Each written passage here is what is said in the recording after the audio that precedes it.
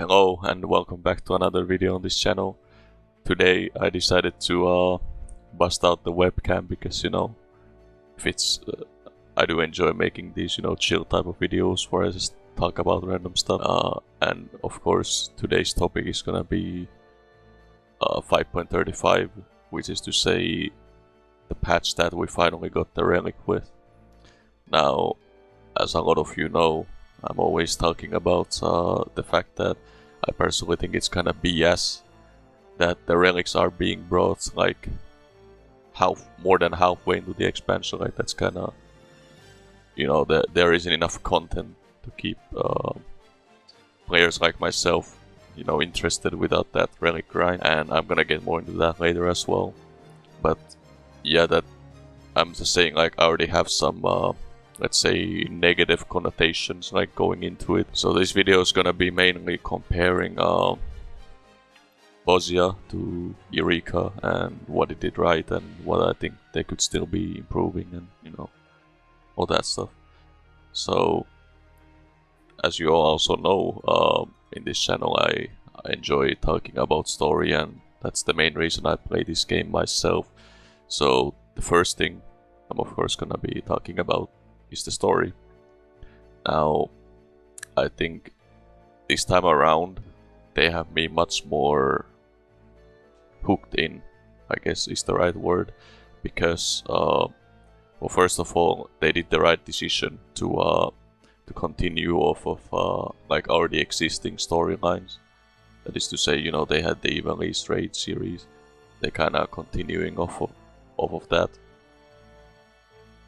That was a good move on their part. I also find this one a lot more interesting because they're actually introducing a lot of like new story elements and adding onto the setting of FF14.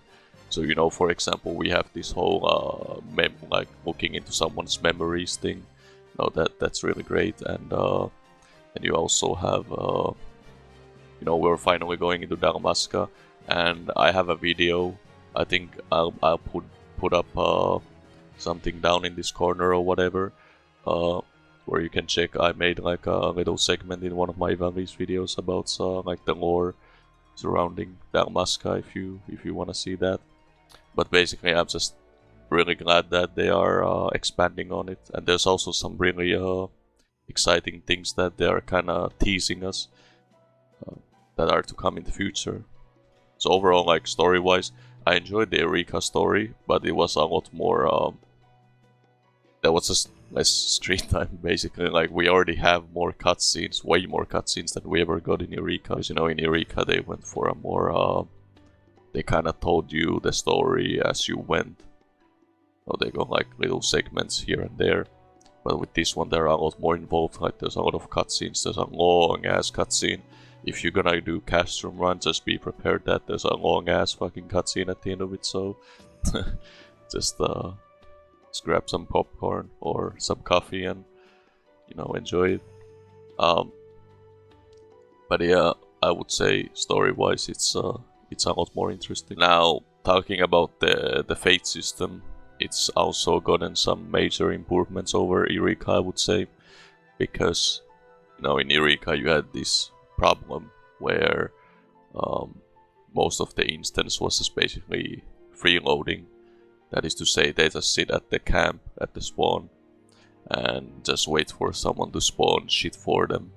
And then they of course moan if they cannot make it to the enemy, even if they did nothing to even spawn it like themselves.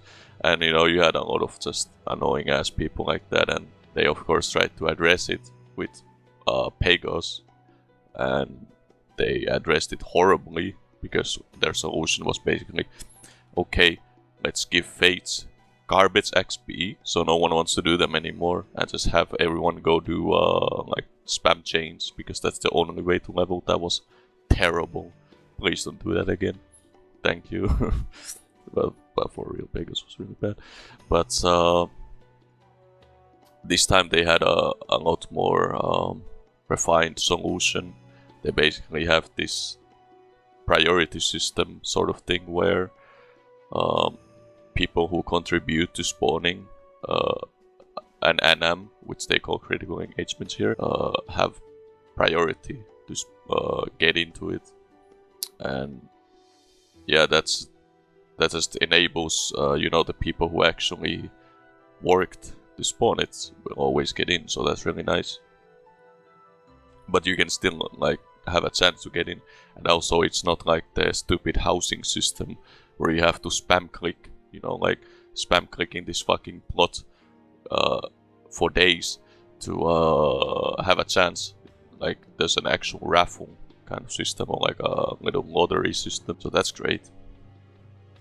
And this also applies to the duels, but I will be talking about those later. But yeah, definitely a big improvement. Also, I like the critical engagements themselves are way more enjoyable than any NM that was in Eureka. Like, honestly, like most NMs were so forgettable in Eureka. I don't even remember half of them. Like, who were half of them? Honestly, like the only ones I recall like were the ones that a lot of people died on, like Fafnir or Holy Cow or Cassie or shit like that, or like Provenance Watcher, because he was bugged as fuck. Like half the time you couldn't see him, or half the time he was becoming invincible because some idiot draws him out. No, you can't. My goodness. But yeah, aside from like those cases, the NMs were pretty forgettable. But these ones, you can tell that since they now have way less. Oh, I forgot to mention this as well. The amount of players that can get into a critical engagement is also limited. There's 24-man ones and 48-man ones. And this time around there's only 72 players in an instance instead of 140 something, 144, whatever the hell it was in Eureka, which is by the way way too many. So they were like, okay guys, how about we have 72, this is still a big amount of players, but we also make these critical engagements have only 24 or 48 players. And this allows us to make the fights themselves a lot more engaging, because obviously accommodating a fight for 144 players is, it's just not happening. At that point it's a Zerg fest basically. But if you talk about 24 players instead, or 48 even, you can have them do interesting stuff. And of course there's a lot of memes already about like the red chocobo of Doom and stuff like that. But I think the point I'm trying to get here is that the fights themselves were really enjoyable, and honestly, like, I would say that these fights are pretty decent to actually ease you into like EX trials or Savage, fights like that, because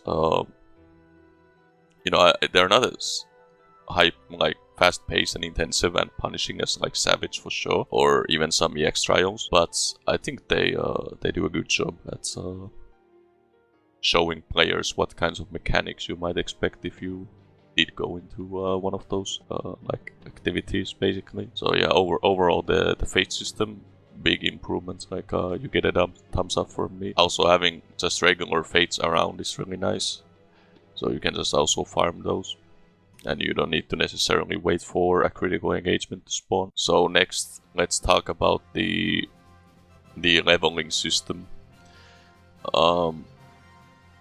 So they did something interesting here, because they couldn't get the what's it called, the deep dungeon in time for this patch. They're gonna do it next expansion probably, because they didn't have that. They still wanted to give the players a chance to level up through like other means, not just beast stripes or roulettes or dungeon spam or whatever. They wanted to have like that second source for leveling up, so they kind of slapped that in to this content, and I think it works out really nicely, because you can just go in there and you can chill and you can just level up your classes while you're doing it, and it's not a big deal. It's just, I think the content is a lot more accessible, because you don't even need to be level 80 on your, like, the class you want to come in as. You can be 71 and it still works. It's kind of a shame it's not 70. I assume that's like a technical reason. But yeah, it's just really fun that you can just go in and test like the rotation, what it's gonna feel at level 80, and then you can already see if you would be interested in the class or not. It's funny because there's literally even like striking dummies right as you enter. But yeah, aside from the actual levelings, now I do have some gripes about the leveling itself, but I'll get into that later. The actual leveling system inside the place, called the medal system or whatever it's called, is also very different to Rika, and I'm not sure how do I feel about this one, because basically the elemental levels in Eureka affected how much damage you took and how much damage you dealt. So for example, if you were elemental level 5 and you were to go up against, you went up against a level 12, you would get your ass pounded, like any day of the week basically. Now what this created was basically that you had a lot of players joining NMs, and by NMs, by the way, I mean Notorious Monster. They're basically the Fates of Eureka, but they would join NMs, and they would just basically be kinda not contributing anything at all, really, because obviously if someone is hitting the boss for like 50 damage, it's not gonna do check against a level 20 enemy. So that was kind of a problem. But so they fixed that by making it so that now the elemental level, again the medal thing, it only affects your progression in the area, like how much of the story can you progress and how many areas you can get into. And by the way, the areas unlock a lot earlier compared to Eureka as well. The reason I said I'm not sure how to feel about it, because, well, again, it is good that lower level players can contribute better, and it cucks you a lot less. I do miss that, sort of feeling, okay, I'm going against a really higher level enemy, and, really having to be careful, and it felt like you were kinda as if you were leveling up outside of the game, because you were kinda getting stronger. It was really nice. But I can kind of understand why they didn't do that again, because it was kind of a hassle to balance out, and it was again just cucking a lot of players. So that's the main difference. You still lose XP when you actually lose XP now even when you die. Like in Eureka, if you died but you got rest, you didn't get penalized at all. But here you lose a little bit when you die, which is kind of fine. I get why they did that, because obviously you had a lot of people just spamming reses.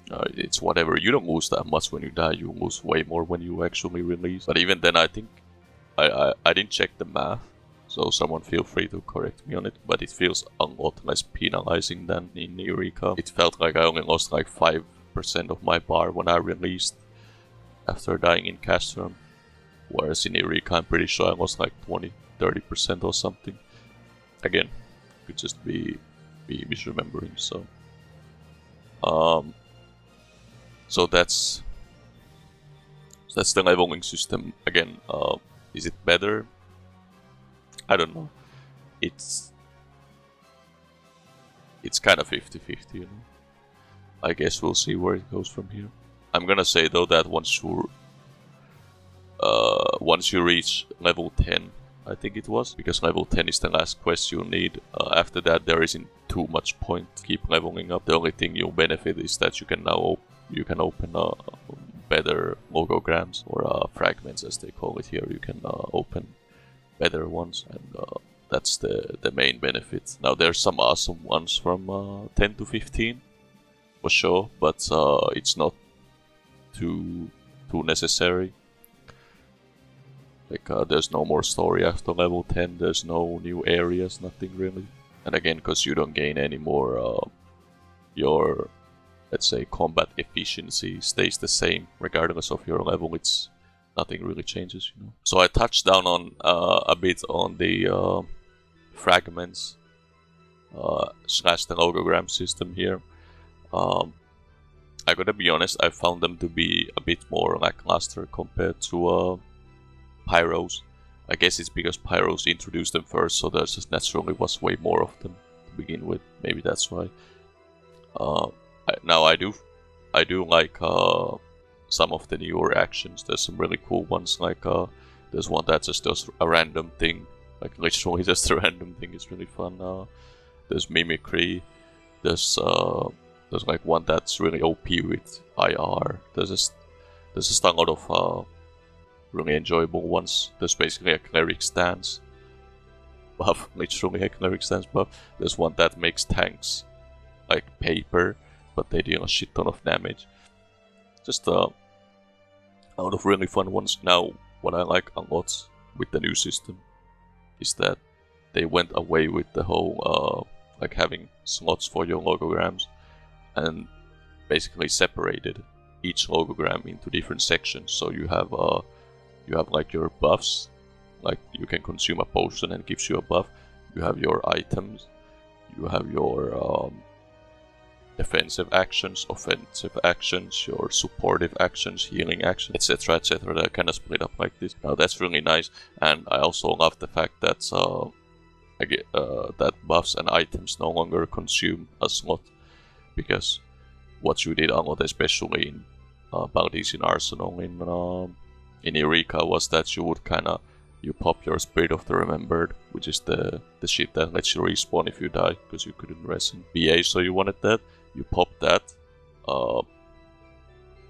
then you equipped another buff, like let's say Either Weaver, you pop that too, and then you take the actual stuff you want. And this was kind of tedious, like it was just extra, management that you had to do for no reason. So I'm glad that they're now just items, like you just consume them and boom, you have your buff. And also, it doesn't deplete when you die. That's really awesome. Like I hated sometimes if I was farming like lockboxes or whatever in Eureka, I would bring like a really try-hard kind of logogram as a DPS, like let's say a duelist or something, and then I die because of, let's say the tank lost aggro or the tank died and I got the aggro or whatever, and I die and I lose now this kind of expensive buff. Like that kind of sucked. But yeah, now you keep them. Also, you don't keep the buffs when you leave and return, but you keep your logograms. That's also awesome. They also made some logograms infinite use that were limited previously, such as Shell and Protect. So yeah, the system, it's like, this is how the system works basically. I didn't explain it. So you have a certain capacity that you can hold, and you can just take however much you want, and then you have them kind of in your backpack. You don't have the slots anymore you did from Eureka, but you have like a backpack sort of thing. So it's really, I think it's a lot more interesting because it allows for some interesting choices to be made, because different items have different values in capacity. So you may have to, consider what you want to take, what you want to leave. Of course, the another great thing is that there's no more RNG at all. In Eureka, you had this system where if you wanted to combine multiple actions and have them, be like in the same slot, like in the same, thingy. I'm really bad at explaining this, but if you wanted two at the same time, basically, and it required you to use more than 4 actions to combine them, it was RNG basically. When you fuse them together, like you could just lose your actions. That kind of sucked. Obviously, because this system doesn't have any combining kind of like mixing thing. It doesn't have that, but that's actually something I kind of miss. Like maybe get rid of the RNG, but I did kind of like being able to, you have these shitty logograms that you never use. Then how about you just kind of, bake them together and make something actually good. I kind of miss that. I think they should probably look into having something similar, because there's a lot of useless logograms that you never use, and your stock just gets really big, especially with how easy it is to farm them. I guess I should also talk about that here. So they made it a lot easier to farm, I would say, these things, because now you don't need to. In Pyros especially, it was really technical to get some of the logograms, because you could, for example, get cucked because you're too high level, and then you have to spawn like a shitty low level Anam, kill thunder sprites when you sing before people kill the fate, or you had to do bunnies to get like the offensives. I remember that one. There was also one that you had to get through lockboxes, specifically like the heat one, and things of that nature. Now, I kind of like this because it meant that you had to look into multiple sources to get stuff. Now, they do the same thing here, because some of this stuff you get through farming the start mobs, like A ranks or whatever people call them. You get some only through Bozja. You get specific ones from like certain enemies that are not the start mobs, and you get certain ones from fates and stuff. So there's still a lot of sources, but I kinda like what they did here. It's really nice. I guess while I'm talking about this, I might as well talk about the clusters here as well. They added these clusters basically, and you know, it's just your basic farming. You just kill these like 4th Legion dudes a lot, and you'll get them. Now there's a funny little trick you can do if you have like 20 people, where you split into like 3 parties and you just farm a shit ton of them at once. But the best we ever got was 2 parties going at once. But yeah, this is the rewards are really nice. I love the construct mount, dude. I have been looking forward to this mount ever since what was that patch 4.3? I love that little guy. The naming is kind of silly because we already have a Construct 7 mount, but the Construct 7 mount is actually the Construct 8 mount, and this Construct mount that's called like Construct 14, that one should be called the Construct 7 or Construct 8 actually. I'm not sure which one, but a funny little thing there. But the mount's awesome, I love it. Then you have the Gabriel, I also love that mount. I love the animation, like when it goes into flight you go kind of like it's it's really entertaining. And though I feel for those people who played it for hours and hours, tens of hours, and never got the Gabriel from the lockboxes, RIP those people. But yeah, in general the rewards are pretty awesome. I also love these little field note things that you can get from certain fates and from Castrum. Just adding nice little flavor, basically. And I love the fact that the field notes are basically they're basically made in a similar way as the bestiary in 12. So I love that little reference there as well. Okay, so we talked about the critical engagements. Now let's talk about the dueling system. This is something that is a really nice introduction.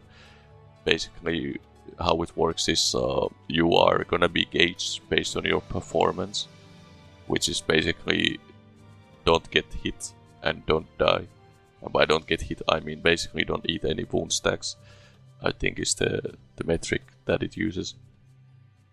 And if you do the fight clean, no deaths, no wound stacks, then you'll be asked to do a one-on-one duel with the enemy. Now, there's only 3 fates or like critical engagements that allow this. There's one for each zone basically. So it's not for all fates, unfortunately. But yeah, you get asked to one-on-one, and then you'll get chosen at random. Like only one player gets chosen from however many people didn't get hit or like build the conditions, qualifications to get in. And yep, then you just fight the guy, and you either win or you die. If you die, you get nothing, but if you win, you get 99 lockboxes. The entire instance gets a medal bonus, and you get a shit ton of medal yourself. So it's and there's like titles for each one of them, and also a title for defeating all 3 of them. So there's some nice incentive to do this, and the duels themselves are really fun. I love them. I love especially the second one against Leon. It's literally like a little UCOB PTSD all rolled into one. You know, you got the twisters, you got the fireballs, you got exaflares. You know, it's just a fun time. I was talking about it with some of my friends. I kind of have a little gripe with it because it's I think it's a bit too restricted, if you know what I mean. Like, I appreciate that you cannot just spam it. Like, that's good, because that would make like it creates so that there's like this pressure, you know, like when you get in, you finally get chosen, you know, you really don't want to mess this up, and it of course makes you more prone to failure and, you know, all that stuff. I don't want to suggest to like make it spammy, like everyone gets a chance to fight or whatever.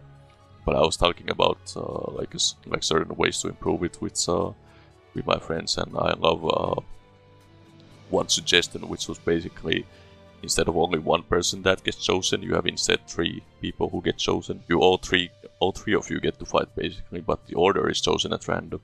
So let's say you get chosen among the 3, and you get to fight first. Now, if you defeat the enemy, the one-on-one deal, then that's it. It's just over. The next two people get nothing. If you die, however, then the next person in line gets to try it, and if they die, then the last person. Now, if that person dies, then it's over. Like everyone walks home with nothing.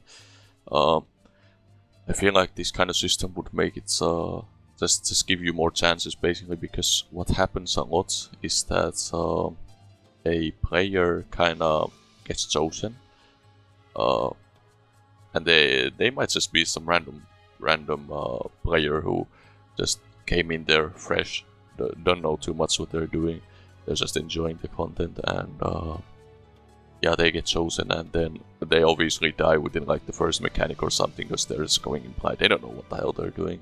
They may even go in as a DPS without any sustainability from like logograms, and then they just die to autos or something. And this just makes people get more pissed off, because, you know, imagine if you've been grinding for 10 hours waiting to get a duel, and then you just see like a random scrub die before the first mechanic. You know, I'm basically saying that it kind of breeds a lot of salt because of this. And I've even seen people already do like some griefing tactics. I literally saw a paladin in the Chocobo Fate, right? You know, that part where it's like meteors on both sides, and, you know, it kind of circles around like this, and there's like just explosions everywhere. This guy marks himself, and like the one marker to kind of indicate, here, follow me, and then he pops reflect.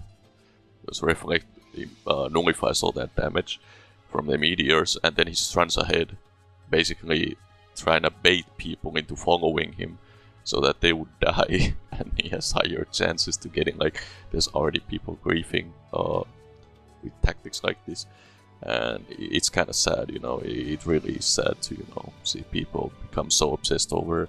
But I mean, it's kind of relatable, because again, trying to get this duel done is really tedious, because it's just RNG, you know. You just have to do that duel, which, let's be honest, once you do the critical engagement like 3, 4, 5 times, you're probably not gonna get hit anymore, you know. It's gonna be in your muscle memory, so then it's just a matter of grinding. Then you just have to get lucky, and you just spam, it's a grind basically, and people are getting a bit salty over it, so I don't know. That's just why I'm suggesting, like, maybe tweaking the system a bit, allow a few more chances. Not too many, of course, because again, if you make it too many, then it just becomes superfluous, because then you can just spam it out till you win, basically, you know. That's not really engaging either. So yeah, just give more opportunities, that's all I'm asking. Other than that, again, the duels themselves are really engaging. Like I've always said that even though it's an MMO, you still have a lot of opportunities to add engaging one-on-one content. And people always said to me, like, no, that's kind of BS. Like, how can you make it interesting if there's only one player? And my argument is always that as a developer designing a boss, it's always way easier to make difficult mechanics if you only have to accommodate for one player. Because imagine if you have, let's say, 8 players, or even 24, or even more. That just makes everything harder, because you have to accommodate for having more and more players. So yeah, that's just the content itself is fun. Just make it more. Just give more tries at it. Okay, so next up, let's talk about Castrum, right? Now, this was I don't know. I have kind of mixed feelings. So Castrum itself was really cool, story-wise especially. I love that setup they had going for it, and then making it an actual, like, not just a regular instance like always, but like actually inside new content. That's cool. But there's just something, I don't know, I just think it didn't have the longevity I was hoping for, I guess is the right way to phrase this. Essentially the content itself was really fun, like especially first time there was a lot of I guess tension, because this was just a side character, so with Mikoto, I mean, she's just a side character, so it was possible that they may kill her off. Unlike, in the MSQ, you know they ain't gonna kill jack shit, but here maybe. So there was first of all some tension with that, and seeing if everyone makes it out alive, and of course shit hits the fan at the end, and it gets a bit technical, but yeah, I just love all the story and the characters involved, like the fact that in war you always have these turncoats, but of course we find her reasoning. Again, they're utilizing that memory device thingy to great effect here. Yeah, it was really enjoyable, and I talked about this in my Ivalice series thingy, but holy shit, I have been waiting like 3 years plus to finally hear the Esper battle theme, and they finally used it there, which is just awesome. I love the fact that the song is literally called Rebellion, like the ambient music that plays in there, it's from 12 as well, and yeah, it's called Rebellion. I just love that little note. And again, like when it comes to stuff like this, I just love Matsuno's work. Like I just appreciate that they didn't end the Ivalice quest line just like with the 24-man raid series ending. Like they continued here. Like that's really awesome. And I've said this to a few friends, but basically Matsuno stated that the story that they're using here is apparently like an unused concept for a Vagrant Story sequel, like Vagrant Story 2. So from that sense, it's also really intriguing to see what might have happened if they did a sequel to that game. It's never came to be, but at least we can kind of Yoshida and his team can kind of honor it with this quest line, so that's awesome. Again, a bit more on the story later and about the future, but the conclusion was awesome. They teased us with that. They teased us with that Nalbina Fortress. Again, I just want to see more of Dalmasca. It's just I love seeing this kind of stuff. Like the Ivalice setting just fits perfectly into F14, honestly. Like down to the music, the atmosphere, the art direction, the locations, the characters, everything. It just fits in like clockwork. It just works. It just works, and yeah, the music was awesome, dude. It was fighting Adramelech was awesome. Like the guy, like there's that pyromancer guy. He has that aura side, and the moment I saw him with that, like he references like earlier into the raid, he's like I will prep the aura side or whatever, and then I saw the aura side in his hand. I'm like, oh shit, here we go again. It's time to fight another Mukavi, or I guess an Esper in this case. But watching the aura side tap into his desires and transforming into Adramelech and then fighting Adramelech, like that was awesome. And again with the Esper battle team, like yes, first time we fought an Esper with the actual Esper battle team. That was epic. And then of course at the end you fight a Beastmaster. That was also awesome, like fighting a Beastmaster and his pet at the same time. That was really cool. While Fight to the Death from 12 is also playing.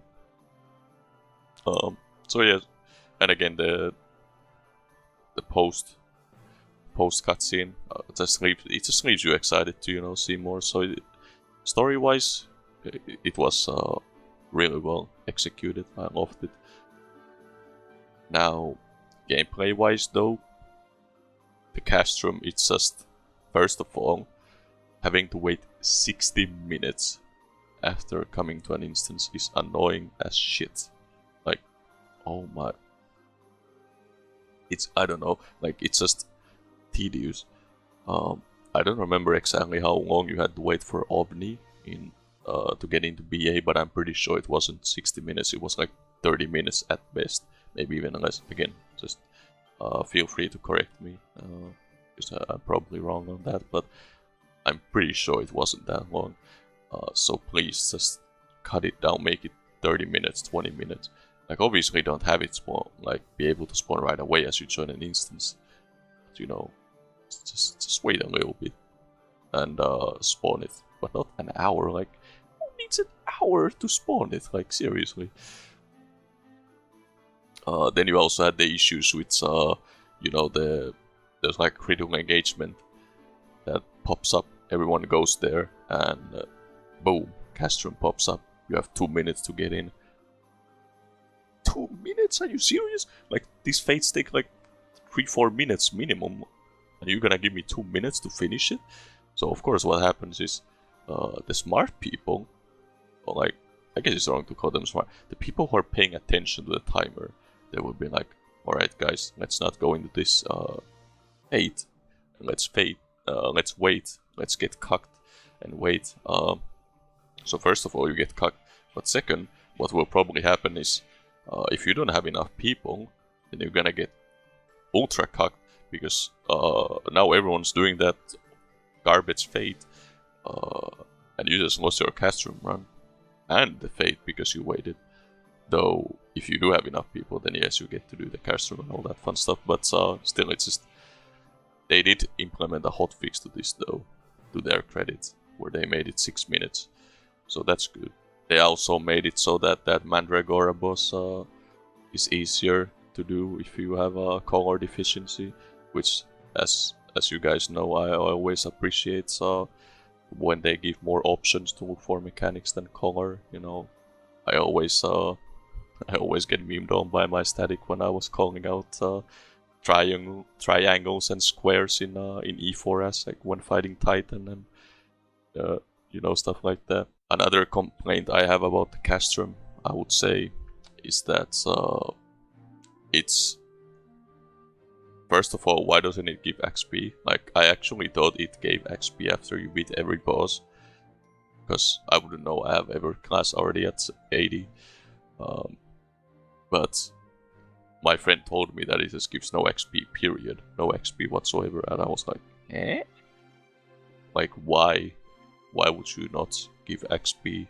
That's just odd. And it doesn't give any medal either, which, that, to be fair, is fine, because it's kinda the last piece of content you should do in the place anyway, so not giving metal is fine, but not giving XP, that's just I don't know, kinda punishing players for no reason, for not going, because it just basically means, yo, you should just, maybe their idea was that you wanna just go in with whichever class you're the most confident with.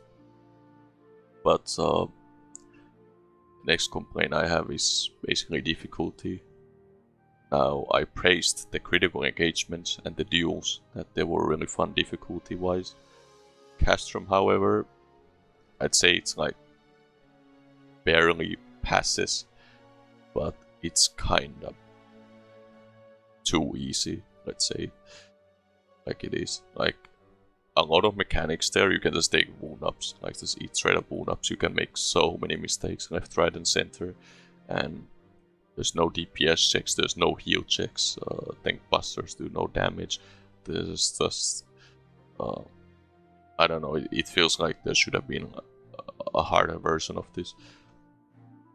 Now, I kinda get that they didn't wanna make it as hard as BA, for example, because they didn't have any restrictions this time. You can just keep, for example, you can just rest people. for however long you want. Again, not that it matters too much because you most of the time survive with a wound stack anyway. But yeah, you can just, if you die, you just get rest. It's whatever. Like it's really hard to wipe here, honestly. The only real way that you can wipe is if you don't have enough players, and or you have like idiots going to, like in the last boss, you have like idiots going to the fight the Beastmaster Leon, which isn't even a hard fight. Like it's easy as shit. But sometimes what happens is they have arranged a party to go in, right? But then you have like random tanks that just go in and steal people's spot, and now you have like 6 tanks and 2 healers fighting him, and they can't meet the DPS check. So that's something I've seen, like how you can wipe. But aside from that, yeah, it's really difficult to actually die there.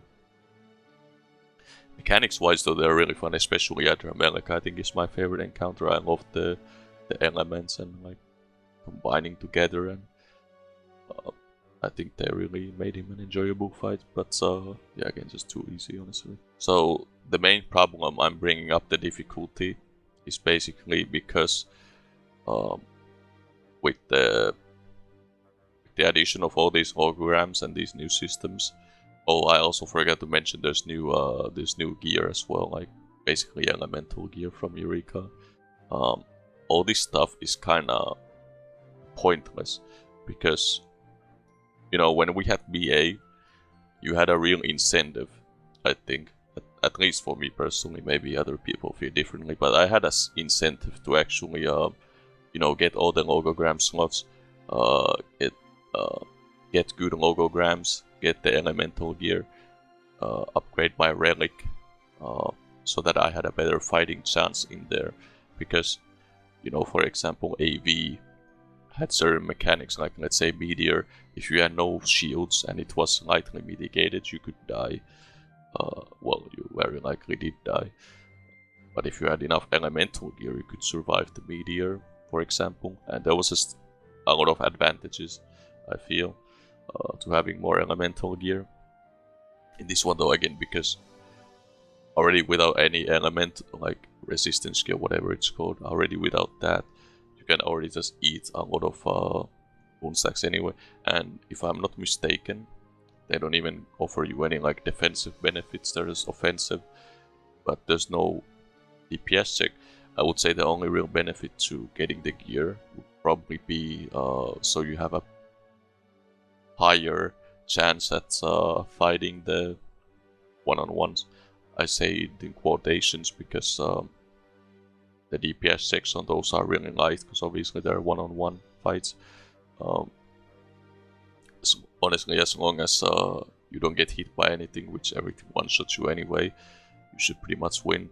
But I guess it's advantageous in a sense that if you can kill the one-on-one duel faster, you can potentially kill it before you could have theoretically made a mistake. So, you know, you can argue it's beneficial in there and the holograms, but I don't know. There's just, I think, Castrum being the hardest content to run, it just doesn't give me enough incentive to actually grind out this gear. Also, grinding out the gear is a big pain in the ass compared to BA, it feels. It's 1,000 coins. Think about that. 1,000 to upgrade, I think it's chest and pants. That's crazy, because you get only like,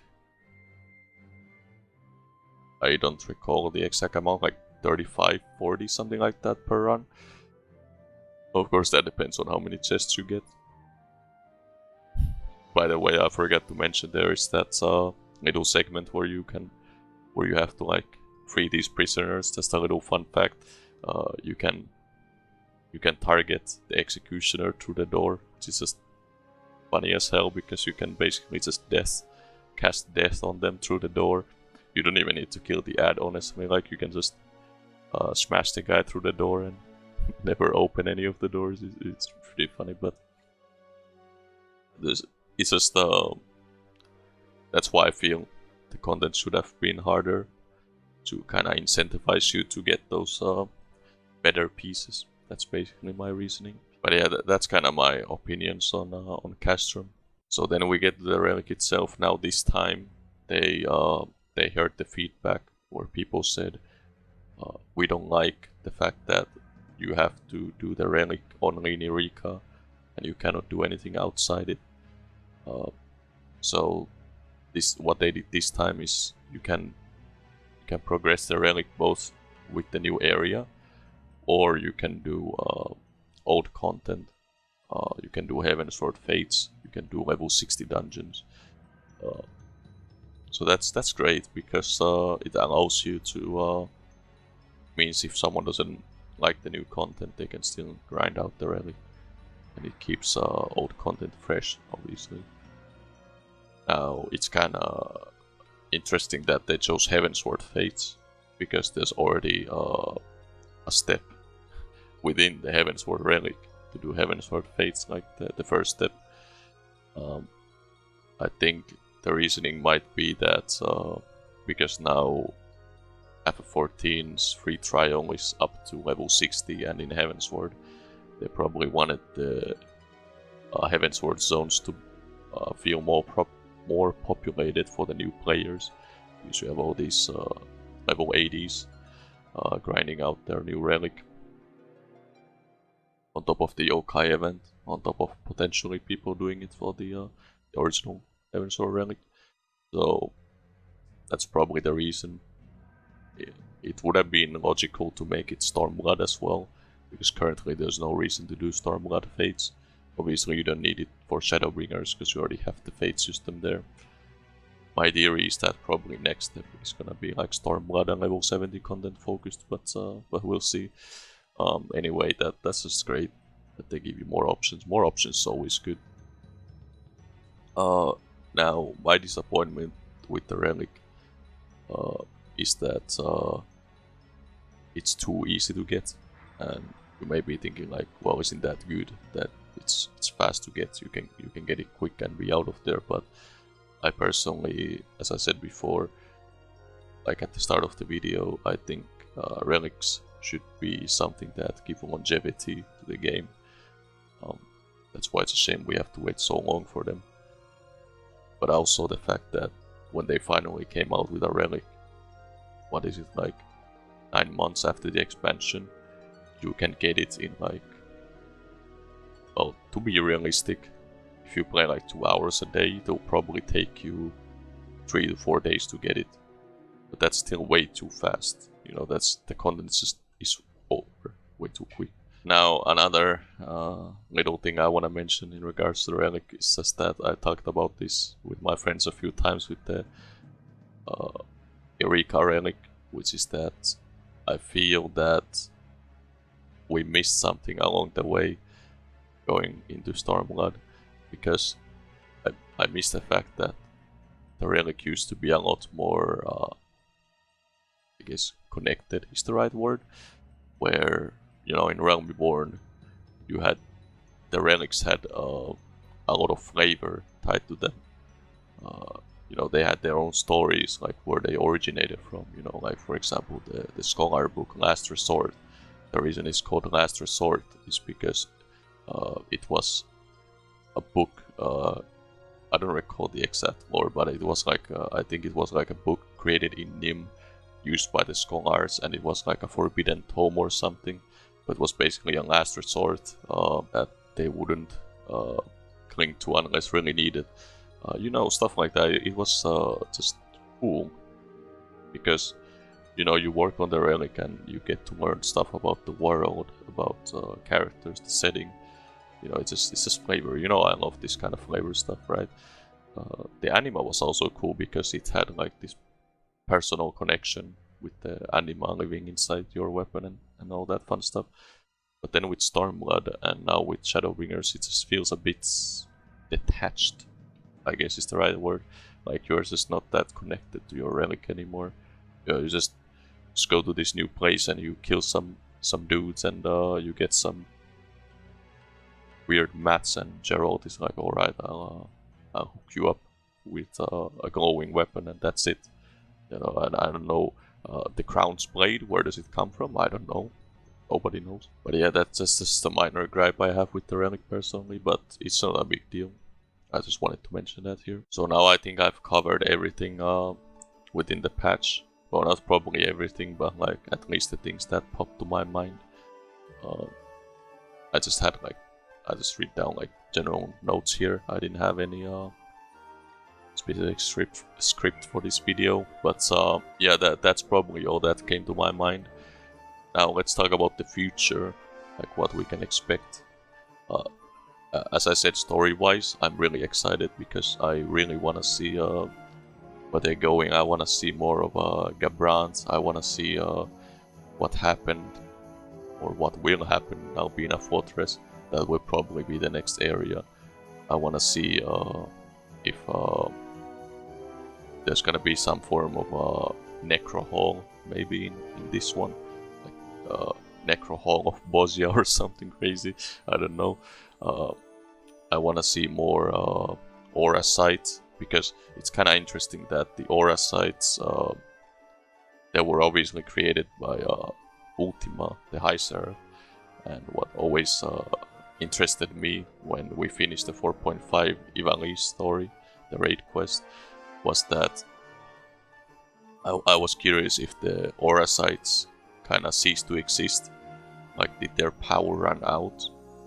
Or did they shatter or whatever because we defeated Ultima? Or if they still persisted? And obviously Bozja gave us an answer to that, because the dude, I forgot his name, began with an S, but the pyromancer dude, he had an aura site with him that he found in ancient Ivalice, according to the lore, and that was really interesting to me, because that answers my question pretty much, that yes, there are still these fragments around these shards of aura sites, so I'm just curious to see, how many more of them there are, and could that potentially offer us, more fights against, because we've only seen only half the espers. There's still a lot we haven't seen, like Shamhasai and Zalera and Zeromus and Exodus and Kukulai. Well, Kukulai we kind of fought. We fought like he was like a warrior of light, affected by an aura site created by the Ascians in the 13th. So he's kind of different, but kind of counts, I guess. Whatever. But yeah, that's. I just want to see more of the story. Basically, it left in a really interesting spot, and there's some interesting hooks to get us interested in the future. Then after that, we have basically the BA type of content. I'm really looking forward to the BA that will be added in 4.4, no, not 4. 5.45, I believe it will be, because they confirmed that you will. First of all, you can queue there as normal. That won't be like the same as BA, where you have to go through like hoops. 2, there's gonna be a savage version and a normal version. So if you just want to go through story, it's probably gonna be a lot easier for you. But then you can seek out a challenge. Now, I found it interesting that the savage is 48 players and normal 24. Would have made sense to make it the other way around, because again, it's easier to balance content and make it harder the less players there are. But or maybe I misremember, maybe it was 24 for Savage. But anyway, yeah, this is some good stuff to look forward to with the BA and where the story is heading. Getting more relics, fighting more espers potentially. Getting new locations, finding more about Dalmasca. It also is, you can really tell with this content in Shadowbringers. You have the trial series that deals with the weapons. You have this relic area that deals with the 4th Legion, and well, the trial series deals with the 7th Legion. This deals with the 4th Legion. And then you're gonna have probably the MSQ is also gonna focus now after 5.3 on Garland mode or something. So you can tell that they're kind of easing us into going towards, you know, Garle mode slowly, potentially in 6.0. So again, maybe they'll debate us and we'll go to, who knows, to Mera City or whatever instead, which I would welcome it. I want another expansion with Dragons, hell yeah. But now for real, story-wise, this gets me really interested to see more, so I'm looking forward to the next edition. And do I think it's better than Eureka? I mean, you would compare, this would be compared to Pagos currently in Eureka, so it's way better than Pagos. Pagos was ass, but I think it's better than Eureka overall, mainly because yeah, just it has actual story in it this time. Well, again, I shouldn't say that because I didn't like the Eureka story, but yeah, it's, I don't know, I would say the main thing, I've said this to a few people, the main thing I was a bit disappointed with Eureka was that they had this interesting concept that you would enter these areas with really unstable ether currents. And I was looking forward to seeing some really crazy kind of stuff, like going into Anemos and seeing like raging tornadoes everywhere, or maybe tornadoes that fly like this around, and you know, it's stuff like that would have been kind of wild. And Anemos kind of does that a bit, because the tornadoes are kind of wild there, or like the windstorms. But especially with Pyros and Pagos, they kind of they could have made it a bit more interesting. And with Hydatos, they could have. They kind of did it okay, but I still would have wanted to see more wacky stuff. You know, maybe a reverse waterfall, or you know, crazy stuff like that. So that's like the main reason I was personally a bit disappointed with Eureka. But I don't know. You can definitely tell that they've learned their lessons with the Diadem and with the Eureka, and they're making improvements. You know, the Fate system is really good. The Logogram system is really good. The way you queue up for stuff is really good. You have incentive to play like actually contribute because of the duels and the priorities. There's a lot of great stuff there. Again, I just feel like there's some things that they could iron out definitely a lot better. But yeah, that's kind of been all for this video. I hope you enjoyed me rambling about this stuff. If not, then just drop a dislike and let me know why you hate my guts. Well, I would prefer, of course, if you DM'd me with criticism. But anyways, thanks for watching me rant about random shit, and have a nice day.